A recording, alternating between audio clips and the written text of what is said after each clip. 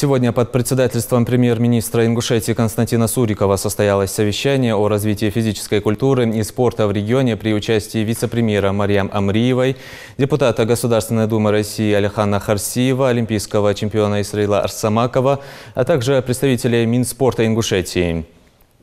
Присутствующие обсудили текущую деятельность спортивных комплексов республики, проанализировали работу спортивных федераций, наметили планы на 2020 год.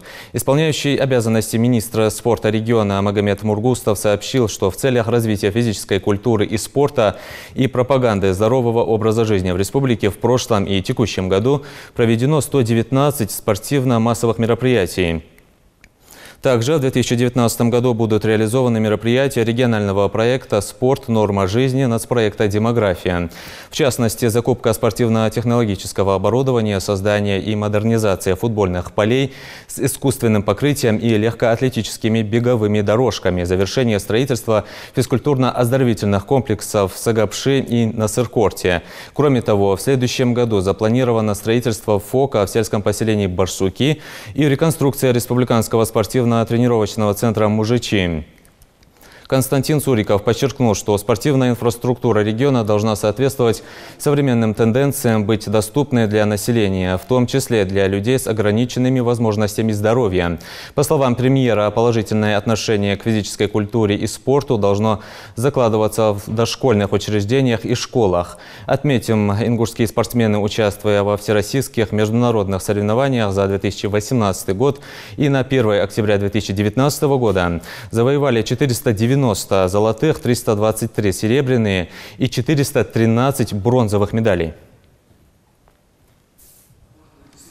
Спорт именно то, что делает жизнь веселее, лучше, да, здоровее. Ну и обязательно, конечно, спорт высших достижений – это одно, а развитие детского спорта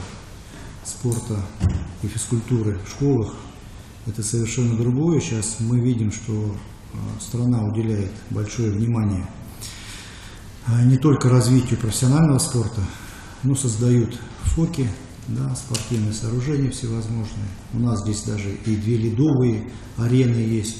Вот. По-моему, ни у кого на Северном Кавказе такого нет. То есть сейчас строятся хорошие, очень такие и дворцы спорта, и школы с хорошими площадками спортивными.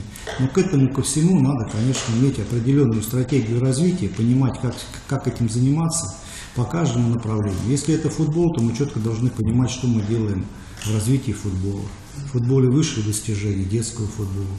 Если это борьба, но борьба тут, я так понимаю, здесь проблем больших нету, хотя, может быть, они и есть. Раз есть много чемпионов, да, и вся республика этим занимается, наверное, здесь более-менее как-то все налажено. Тем не менее, тоже интересно послушать тренеров, какие есть проблемы.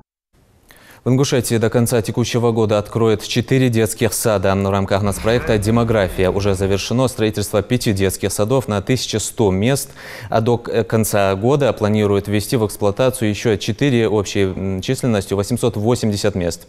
Также начато строительство 9 объектов на 1980 мест с вводом в эксплуатацию в 2020 году.